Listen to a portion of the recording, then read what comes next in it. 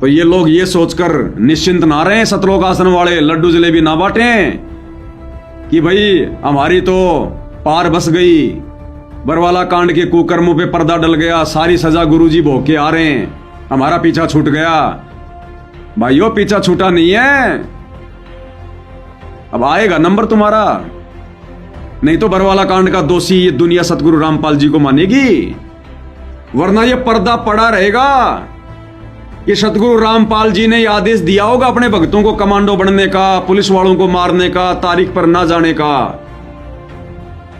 दुनिया इस बात को कैसे स्वीकार करेगी जब गुरुजी कहेंगे सत्संग में कि मेरी शरण में आ जाओ, कैंसर क्या, कैंसर का बाप भी ठीक कर दूंगा। तो बरवाला कांड में गुरुजी को इतना भयंकर बीमार बना दिया गया कि संत रामपाल जी के तो चार पाई से खड़े होने की भी हिम्मत नहीं है, वो तो भयंकर बीमार है, उनको हार्ट की प्रॉब्लम है, आंखों में प्रॉब्लम है, उनसे तो बैठा भी नहीं हुआ जाता। ये किसने उड़ाई अफवाह, ये झूठ किसने बोला? दुनिया कैसे यकीन करेगी संत रामपाल जी के सत्संगों पर?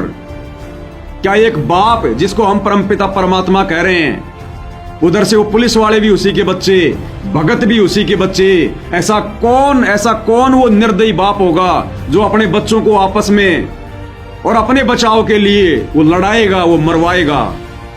अगर बरवाला कांड के रहस्य से पर्दा नहीं उठा, अगर इन दोषियों को सजा नहीं मिली, जो दोषी सतगुरु रामपाल जी का परिवार है, ये कोऑर्डिनेटर हैं, राष्ट्रीय समाज सेवा समिति है, आने वाले दिनों में कोई भक्ति नहीं करेगा संत रामपाल जी की। इन तमाम रहस्यों से पर्दा उठेगा। आश्रम वालों इस बहम में न रहना कि बस गुरुजी ने सजा भोग ली, कोर्ट ने माफ कर दिया, बात आई गई हुई। अरे यहाँ की सरकारें, यहाँ की कोर्टें, यहाँ का जज लाख बार माफ कर दे, यहाँ का सारा काम तो सबूतों पे चलता है। जिसके पक्ष में सबूत है वो झूठा आदमी भी सही है। लेकिन इस परमात्मा की अदालत से कैसे बचोगे? उस परमात्मा के कहर से, उसके विधान से कैसे बचोगे? उसके घर देर है, अंधेर नहीं है, और वो यहाँ का यही देगा। कलयुग की बिजली पीढ़ी है, बाद में नहीं देगा। किसने देखा बाद में तुम्हारे को दंड मिला कि नहीं मिला? यहाँ का यही देगा, इसी समय देगा, इसी युग परिवर्तन के दौर में देगा। तब दुनिया मानेगी कि हाँ, बरवाला कांड का दोषी कौन था। संत रामपाल जी तारीख पर नहीं गए या उनको जाने नहीं दिया गया, संत रामपाल जी बीमार थे या जबरदस्ती उनको बीमार बना दिया गया। कोर्ट की अवमानना संत रामपाल जी ने की या उनके परिवार ने करवाई? 6 भक्तों की मौत का जिम्मेदार सतगुरु रामपाल जी या उनका परिवार? ये गुंडागर्दी उनका परिवार कर रहा था, संत रामपाल जी आदेश दे रहे थे। ये तमाम रहस्यों से पर्दा उठेगा। परमात्मा है धरती पे, नहीं तो कोई भक्ति नहीं करेगा इनकी। तो हम तो वीडियो के लास्ट में फिर एक बार इन आश्रम वालों से ये प्रार्थना कर रहे हैं, यही विनती कर रहे हैं, भैया मान जाओ, अभी भी समय है।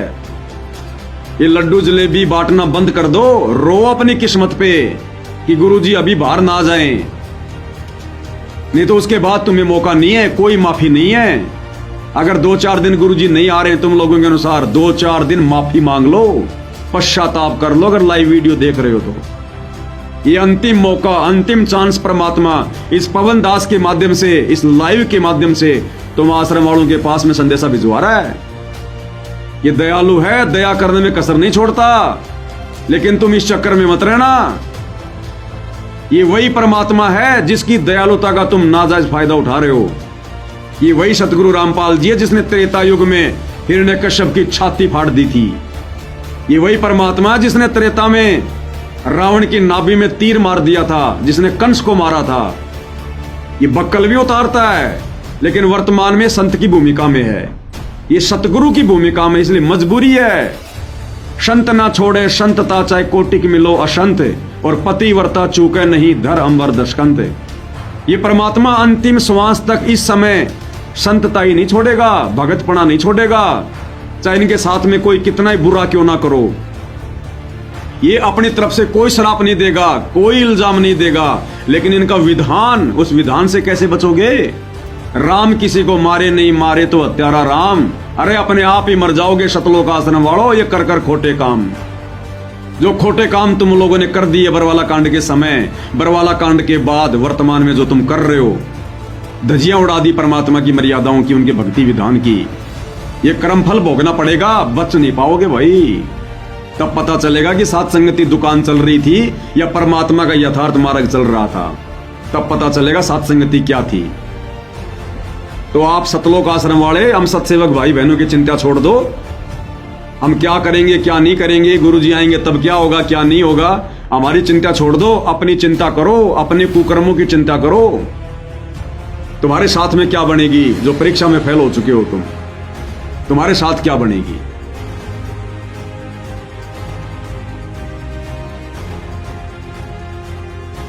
हमारे साथ जो आश्रम के प्रवक्ता राज कपूर हैं, उनसे जानेंगे। राज कपूर जी, आज का दिन ही बचा है और पुलिस किसी भी वक्त यहाँ पहुंच सकती है, जिस तरह से खबरें आ रही हैं, क्या कहेंगे? से हाई कोर्ट ने संत रामपाल जी महाराज को एक झूठे केस में फंसा के और 10 तारीख के लिए नॉन अवेलेबल वारंट किया है। तो संत रामपाल जी महाराज की तबीयत जो है वो पूर्ण रूप से खराब है और वो डॉक्टरों के देखरेख में चल रहे हैं और उन्हें बेड रेस्ट की सलाह दी गई है डॉक्टरों द्वारा और चलने फिरने में असमर्थ हैं पूर्ण रूप से। मैं भी अभी उनको देख के आया था कि उनसे बैठ भी नहीं सकते हैं वो, तो बेड पे हैं। और यदि वो ठीक होंगे तो मैं आपसे वादा करता हूं कि संत रामपाल जी महाराज खुद हाई कोर्ट जाएंगे और अपना जो भी पक्ष है वो रखेंगे। हम प्रशासन के खिलाफ लड़ना नहीं चाहते।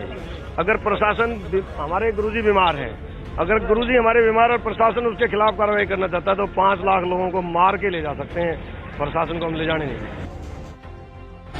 यहाँ पे जो अभी पोजीशन चली हुई है कि पानी काट दिया गया है, बिजली काट दी गई है, दूध नहीं आने दिया जा रहा है, दवाइयाँ नहीं आने दी जा रही हैं, डॉक्टर अवेलेबल नहीं हो पा रहे हैं, इसलिए यहाँ पे जो पोजीशन है वो बहुत ही वीक होती जा रही है। और हमने सतगुरु रामपाल जी महाराज को भी रात को शिफ्ट कर दिया है किसी अच्छे हॉस्पिटल के लिए, क्योंकि यहाँ डॉक्टरों को आने के लिए रात को रोक लगा दी गई थी, इसलिए हमने बाहर शिफ्ट कर दिया है। और अब हमारा अगला कदम ये है कि कुछ श्रद्धालु जो बाहर रुके हुए हैं वो आज शाम तक माननीय राष्ट्रपति महोदय जी से न्याय या इच्छा मृत्यु की प्रार्थना करेंगे। आखिर हाथ में हथियार उठाकर बाबा के समर्थक बीमार बाबा की तबीयत कैसे ठीक कर सकते हैं? पहले इनके पास हथियार था, डंडा क्यों? देखिए, ये संत रामपाल जी महाराज जी के अनुयायी नहीं है सब, ये राष्ट्रीय समाज सेवा समिति के कमांडो हैं और राष्ट्रीय समाज सेवा समिति के कमांडो यहाँ पर सारे सुरक्षा व्यवस्था देखते हैं। आपके ऊपर इतने इल्जाम है सर, आपके ऊपर इतने इल्जाम झूठे कैसे हैं आपके ऊपर? आपके गुंडे इतने खड़े थे वहाँ पे, हजारों आदमी हरियाणा पुलिस से। मेरे नीचे राष्ट्रीय समाज सेवा समिति नहीं तो आपकी समिति है।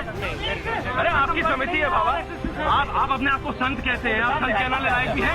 आप आपसे भी जवाब दीजिए। आपके वहाँ इतनी फोर्स, इतने गुंडे, इतने आदमी खड़ी है हरियाणा पुलिस के ऊपर। आप जी, आपकी जो बेल एप्लीकेशन थी वो भी अब रिजेक्ट कर दी गई है, जो 2008 में आपको बेल मिली थी कोर्ट की तरफ से, उसके बारे में क्या कहना है? धन्यवाद। जो पूरा विवाद हुआ उसमें 6 लोगों की जान गई, तो आपको कोई अफसोस है उस बात का?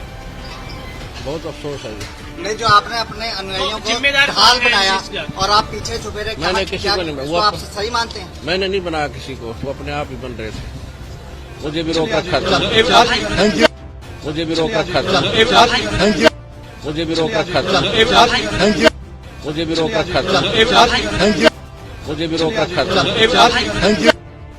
संत रामपाल को आज पंजाब और हरियाणा का हाई कोर्ट में पेश किया गया और हमारे साथ संत रामपाल के वकील हैं जी। नरवाना जी, आज क्या हुआ है हाई कोर्ट में आपके? आज संत रामपाल जी खुद पर्सनली कोर्ट में पेश हुए हैं और उनको पुलिस ने पेश किया है। और संत जी ने ये कहा है कि मैं तो खुद बंधक बना हुआ था, मैं क्या करता, मेरी मजबूरी थी, इसलिए मैं कोर्ट में नहीं आ सका। मैं बीमार जरूर हूँ, परंतु बीमार के होते भी मैं कोर्ट में आता। किसने बंधक बनाया था? कुछ लोग थे वहाँ पर, हजारों लोग थे, वो कहने लगे तुमने नहीं जाना, इनको रोका हुआ था। अब पुलिस ने जब इनको छुड़ाया तो ये डायरेक्ट एम्बुलेंस में पुलिस इनको कोर्ट में ले। कितनी देर से बंधक थे वो? ये तो अब जब से ये झगड़ा चल रहा है ना, तब से बंद की थे, 15-16 दिन से शायद। पहले तो बात है, उनकी इस दलील पे विश्वास नहीं किया जा सकता पहली नजर में जी, लेकिन फिर भी ये अदालत में दलील दी जाएगी, जो निचली अदालत होगी जिसमें केस ट्रायल होगा, उसमें अदालत क्या फैसला लेगी तो उस वक्त पता लगेगा। लेकिन प्रारंभिक तौर पर अगर इनको खुद को बंधक बनाया गया था, अगर इन्हीं की बात को सच मान लें जी, तो इनको बंधक बनाने वाले कौन थे? वो भी इन्हीं के लोग थे, इन्हीं के समर्थक थे। तो इनको बंधक बनाने वाले कौन थे? वो भी इन्हीं के लोग थे, इन्हीं के समर्थक थे। तो इनको बंधक बनाने वाले कौन थे? वो भी इन्हीं के लोग थे, इन्हीं के समर्थक थे। रामपाल जी महाराज के खिलाफ प्रशासन ने यदि कानून की आड़ लेके न्यायालय का भय दिखा के यदि कोई उन्हें फंसाने का प्रयास किया, उन्हें गिरफ्तार करने का बीमारी की हालत में प्रयास किया, तो हम अपनी जान देकर उसका विरोध करेंगे। और उसके बावजूद यदि संत रामपाल जी महाराज भी इस हालात में खुद न्यायालय जाना चाहें तो संत रामपाल जी महाराज को भी हमारी 1 लाख लोगों की लाशों के ऊपर से गुजरना पड़ेगा। ये आज हमने निर्णय लिया है सर। इसलिए किसी भी सूरत में 17 तारीख तो क्या, उससे आगे भी हम संत रामपाल जी महाराज को किसी भी झूठे मुकदमे में न्यायालय में उपस्थित नहीं होने देंगे जब तक हम जिंदा हैं। और जिस तरह के हालात हैं अभी, खुशकिस्मती से हालात वहां पर बिगड़े नहीं हैं, लेकिन क्या आपको लगता है कि कानून के जो हालात है कानून के अनुसार वो बिगड़े ऐसे ही बने रहेंगे अगर यही स्थिति दिन बर दिन गंभीर होती गई तो? जिस प्रकार से ये प्रवक्ता जो हैं संत राज कपूर जी बोल रहे हैं जी और धमकी दे रहे हैं कि भाई हम ना जाने देंगे और ना वहाँ कोई पुलिस को आने देंगे, ना अदालत में पेश होंगे, अदालत बेची जाती है, खरीदी जाती है, इससे मुझे लगता है कि वहाँ हर हालत में क्लैश होगा और बेगुनाह आदमियों को वहाँ मरवाया जाएगा। पुलिस वाले इंजर्ड होंगे, बेगुनाह आदमी, बच्चे, औरतें इंजर्ड होंगे। लेकिन तो संत रामपाल जी को इस बारे में सोचना चाहिए। वो संत हैं, हिंसा के ठेकेदार नहीं हैं। उनको ये चाहिए कि कोई भी मेरा अनुयायी कानून हाथ में नहीं लेगा, ना कोई ऐसी भाषा का प्रयोग करेगा और इस देश के कानून का, संविधान का और जुडिशरी का सम्मान करेगा। ये उनका परम कर्तव्य है। और इस देश में रहकर इस तरह की भाषा प्रयोग करना, इस तरह जुडिशरी को चैलेंज करना, एडमिनिस्ट्रेशन को चैलेंज करना, बीमार है नहीं है उसका अलग समाधान है। उसके लिए और बोर्ड बैठा देगी, आए तो सही, देखे तो सही कोर्ट क्या। लेकिन आपसे तो ढाका की जमानत होगी है उसकी, उनकी क्यों नहीं होगी?